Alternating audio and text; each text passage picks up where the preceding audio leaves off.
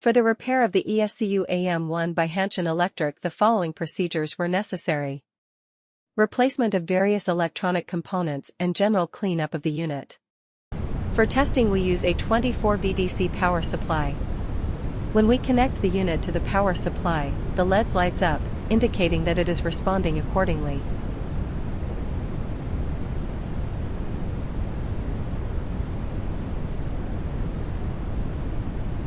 No further testing is possible due to the absence of additional units.